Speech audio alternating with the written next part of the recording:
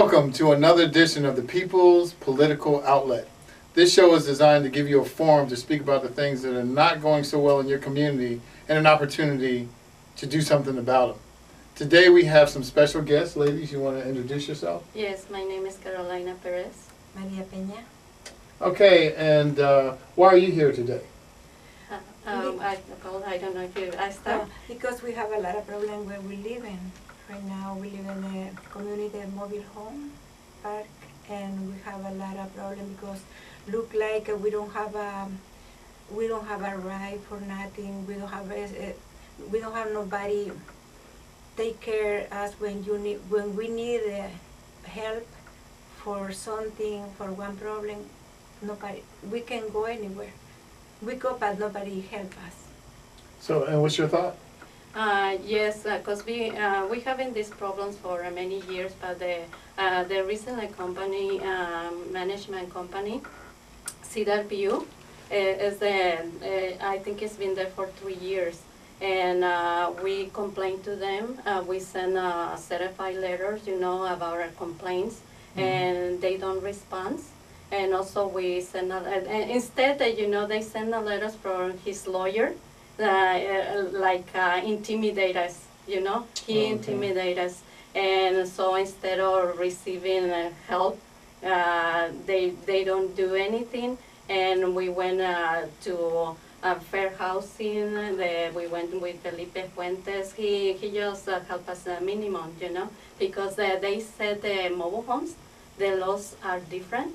The apartment has more rights, and mobile homes doesn't. And I think they said the laws of mobile homes, they come from the state. So it's like, totally different. Totally different, and one office, another. So right. There's a lot of steps. Well, are there maintenance people that are on staff on the property? The maintenance, no, not that I know, but it's like we know the owner. I mean, we send a letter to the owner, but he sent it to his lawyer, and also we only live over there with the managers, and but the managers take advantage of their positions, right? Because they don't they don't treat us equally, and also instead with the people who complain, to fair housing and to other places, we receive retaliation. So they come back on you doing things to give you less service, things of that nature? Oh no, more harder, They keep, when we go out, they follow us in the truck, and they keeping watching us who's coming to my home, because they don't want us to protect each other. Right, it's like they intimidate us. So they try to keep you separated. Separated, and besides that, they use, methods or like a retaliation, like, people like gang members, to intimidate us. I see. And to, hurt our property, damage our property. Well, how do your utility bills work? That's another thing we're thinking about, because in other places, the utilities like electricity, they pay every month, but no, every 2 months. We pay every month. Sometimes very higher, it's really higher. Does everybody in the mobile home receive the same service, or do you get your own electricity bill? No, we live. We receive individual, but we pay to the owner. We don't pay to the company. But when we complain, they said, the owner says, we hire a company to come and read the meters, but it's his company, so we pay to the owner. And it's not fair, because there's a small mobile homes that, some of them look like trailers, only 2 bedrooms or 4 bedrooms. We don't have that much space, a garden. And there's people who pay more, like one tenant, she paid $200 a month per water. And then when she complained it went down, but she never received the credit. And by myself in my mobile home, I pay more than a house, because now I own a house, and I pay less in my house than my mobile home, and for electricity, water, and everything. So it's too high. Who is the company that is over the water and electricity? It's I don't have the name, but it's Perez? it's in San Jacinto. It's like a individual company. It's not from, you know, when we call the power and water, Well, they said they cannot give us the information. information because there's a privacy for the owner. I see. So that we don't know how much, because one time I called and I want to know how much the owner of the park paid for the, you know, the whole park, and I couldn't get the information. So couldn't you just go to like another house or something on that block and just ask them who they pay their water bill to? I mean, because that would pretty much tell you, you know, who it is, what company is over that trailer park as well. It's a saying that, do you know the name? It's a BCS. BCS, I think it's BCS, BCS, is in San Jacinto. And they just send, you know, some people, but, you know, some guys, and you just read the meters. But I know it's not accurate, because many years ago, when I complained, I called Weights and Measures, and he came, and my electricity, my meter was out of order. Oh. But you getting charged? I was getting charged and with numbers. Right. So they were just guesstimating. Yes. Wow. So let me ask you this: are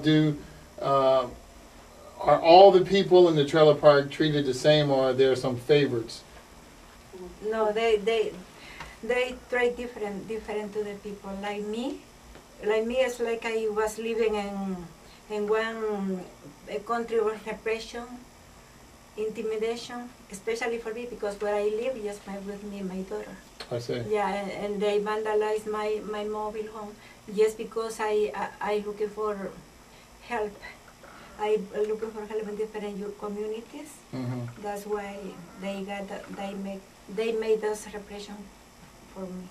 Wow. So that's part of the intimidation. Yes, but That they give you problems. Do you think that they're trying to make you move out? oh yes, but you see, the problem is for Julia is because they, you know, their responsibility of the owner is to keep the park in good order, you know, like trimming the trees, Right. cleaning the swimming pool, the streets, keep it lighting, and they didn't do that. So with the tree, I mean, they didn't want to pay for you know, to trim the tree on Julia's, and she says that the park says, no, you're responsible. They told her, and then so the tree fell down, you know, and then to her mobile home and damaged all the roof. Oh wow. And so that's when it started, because she asked for help to the state, and that's why the retaliation came. Mm-hmm. Yeah, since that time, they start to vandalize my house. They working and sometime at night, 1:30 in the morning, working on the top of my roof, and broken something on the bottom. You know, the between they have the insulation cover Right. the lines and tube and everything. They broken. I tried to put it on, turn it on the light for watching what happened, but I can go out because it's too late. It's Yeah. dangerous for me myself. Go out, and the light was turned off. No light. It's a lot of. And it's really like in the dark, you know, they don't function, you know, the lighting, and at night it's dark, and in the day, during the day, the light is on. It's too dark, and so it's like they vandalize everything. So when you say the light is on during the day, you mean the outside lights? No, in the streets, in the Right. park. Yeah. Yes. Because So they're on in the daytime, but at nighttime there's no lights on. No, sometimes no. Are they on a No. timer? Mhm. Or, I think that they broken. I mean, cause all the park there's like 7 streets, you know, Right. and they keep their own lighting. But I think it's not working perfectly. So the owner doesn't want to spend the money, but in you know, in repairing, also with the drain, the sewer. I think it's in the 3rd Street. It broke down and spilled all the sewer. So whenever it rains? No, I think even by any time. Not with the rain. It's any time. Really? It backs up? Yes, and one of the tenants, the younger son, got sick because he has asthma. So he got sick. But you know what they do, the managers? They just run and cover with the sand. And when they say, oh, nothing happened. Nothing happened, and that's a major issue, when the sewer line breaks down. Mm-hmm. It's like a health issue. Yeah. And yes. Wow. So, are there any inspections that take place in your mobile home? Yeah, I called the inspector and he came. He came, I think, in 2009. I think 2009. They make a report and give it to this group, the manager, this group, the company, and they give it 1 day they finish the job, but they ignore everything. When they saw they don't come in, I called with the Felipe Fuentes office, and Yolanda, I don't remember, I don't remember the last name, but she talked with somebody else more high, and they coming back to they just cut it out the tree, and they cut it out the tree. But the electricity, because I have a lot of problem the electricity and in my mobile home, because they give me shut when I want to open the oh, you get electrocuted? Yeah. Yeah, when she wants to open the faucet. Yeah. Because I think it was the electricity with the water. Touching some metal? Yes. And it was a major problem for her. And she was almost electrocuted, because every time she wants to touch the faucet. But it's like, we say it to the company, and they ignore it. And so we had to go and complain to Felipe Fuentes warehousing or, to the inspector of the state forever to do something. So just tell me, what does Fair Housing do when you call? Well, we called, and I think at one time Mr. Ayala, gathered a group, and we told all the problems, and he says, oh, I think we have a lawyer, and so it's a lawyer, but it's not it says, oh, we don't know about, the law about the mobile homes. It's very different for the apartments. But, in order to that, they keep us time like 6 months. Just with the papers, give me all your papers, and they keep it for 6 months, and then later nothing happened. Okay, we're going to come right back. We're going to take a commercial break right now. When we come back, there's some further questions. We're going to get into this matter and find out exactly what we can do to make a change. If you didn't know, neighborhood councils were created to help improve your communities. We have funds available for projects that are important to you. We also have the ability to bring other resources provided by the city. So be part of the solution and become a member of your local neighborhood council. Hey, you ever thought about video production? What about audio production? Well, listen, we got it. All the way down to the cameras, to the shooting, all the way down to the editing. Oh, not to mention we also have lighting classes too. Also audio classes, you guys. Can't miss that. Mixing, mastering. Yeah, we'll show you how to engineer, you guys, all in Pro Tools. I'm talking about just like the big dogs do it, where you're able to do music production also. Work the MPC. I'm talking Reasons and Fruity Loops. Hey, you know how Kanye does it, right? Or should I say Lil Weezy? Lil Weezy, we can show how we get it, show how we get right into it, show how we get it. Okay, that's enough, guy. Thanks a lot. Anyhow, if you want to go ahead and get in touch with us, you can reach us at area code 818-890-5082. Our company name is Heroes of Life. Our address is 11243 Glen Oaks Boulevard, Pacoima, California, 91331. Okay, we're back. Wow, it's really heating up in here. I just can't believe what I'm hearing.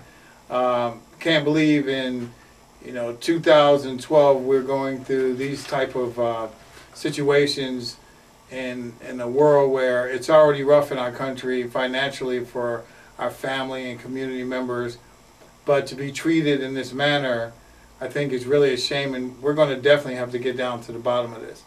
So, ladies, tell me what, share with me again what you were talking about with regard to trying to sell your mobile home. If you're trying to get out of there and find another place, what do you go through? First, when I want to sell my mobile home, they said they had to approve because we own the mobile home, but we rent the space. Okay. So they had to go to the managers to approve the application. And when the people who wants to buy the mobile home goes over there, they deny the application. For special for my mobile home, they said we don't have application for the mobile home. And I think it is final. They said that no, they denied the application, and so I pay in rent almost for a year. So wait a minute. Mm-hmm. So you're telling me that you don't live in the mobile home, mm-hmm. and your trailer is empty. Yes. But just because your mobile home sits on their property, you have to continue paying that monthly rent. Yes. And when you then try to sell it or rent it to someone else, they deny it? Yes, they deny it. And also besides the the rent for the space, I think I pay high utility. Even though you're not. I don't leave it over there. And it's monthly. Now that's crazy. Yes, and I sent a letter, to the management company, just tell her it's ZRU management company, and because I know my rights and I know what to do, so I wrote a letter, and I send a certified. I send a fax, and the first letter. He didn't want to receive it. The mailman tried 3 times, mm-hmm. and he didn't want to. And so I wrote another one, and he received this one, but I never have an answer. So well, let me ask you this: compared to when you were living there, how much of that utility bill, the cost of your utility bill, how does it compare with? Since you've not been there to when you used to live there? Well, I think I still paying high, because first I thought because I had to pay for the meters, right? But it's ridiculous, because I know in LA, they charge less for the meter, and right. Over there it's higher, and even I don't use it. And when nobody's there. And nobody's there. But at one time I find out, when I was there, and I wasn't there, but I think the street lights were connected to my utility. To my meter. They're running off for electricity off for your meter. Yes, and now I just pulled the switch down because I was paying for the whole street. For the whole street. Wow. Are you a rich woman? No.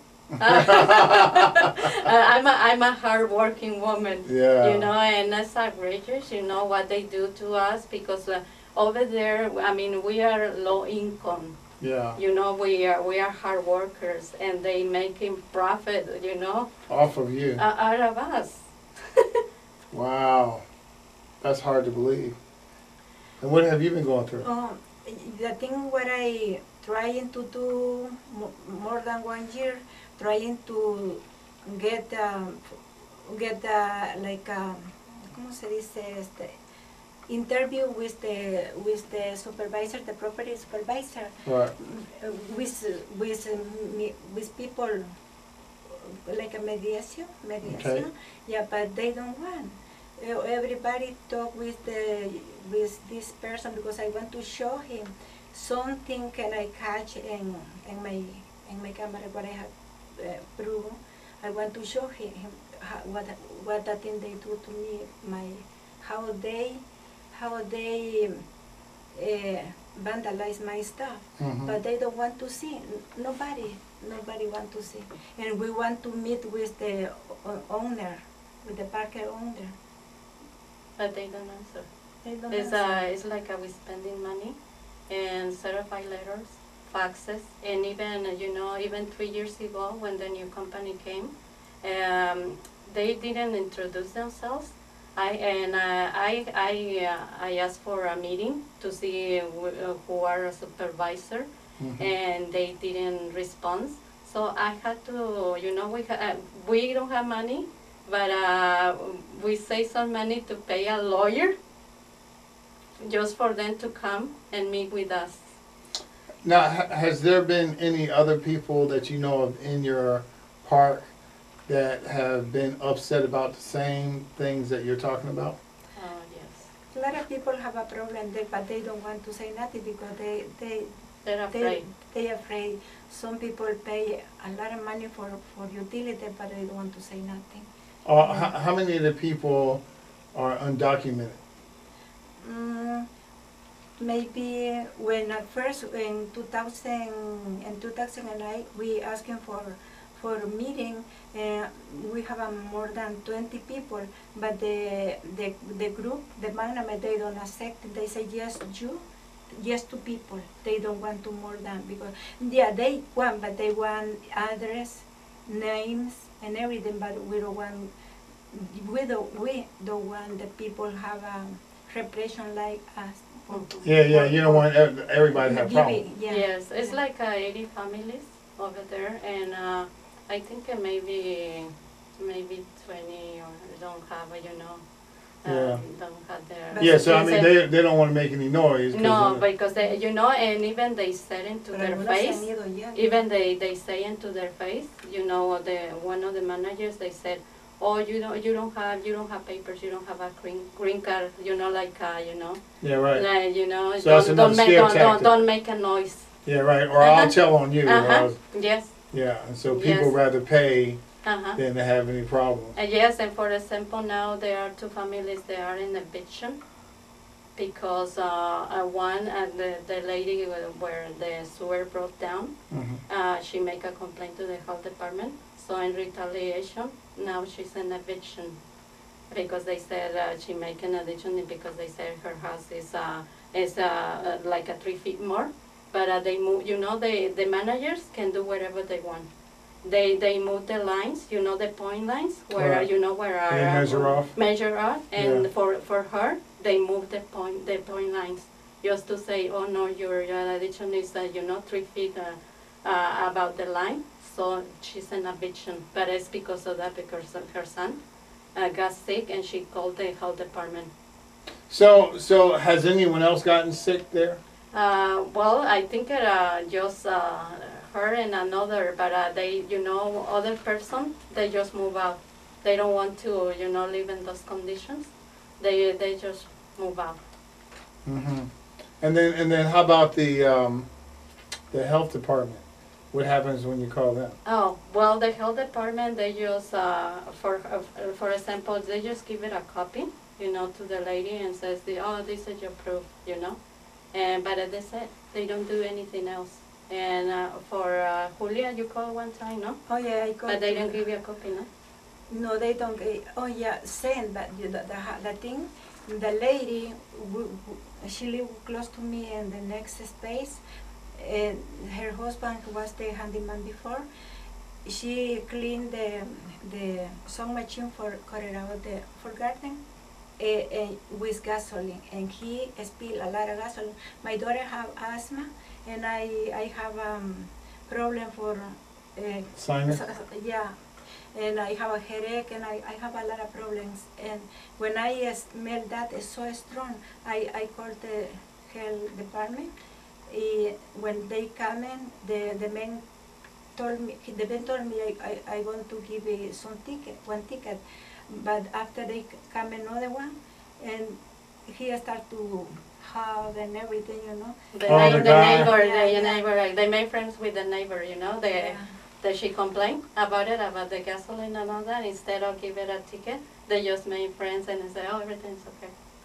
But there's a lot of rules they don't respect because they live to me, and everything they do close to my porch and spill painting because the men got it out. They do a lot of us.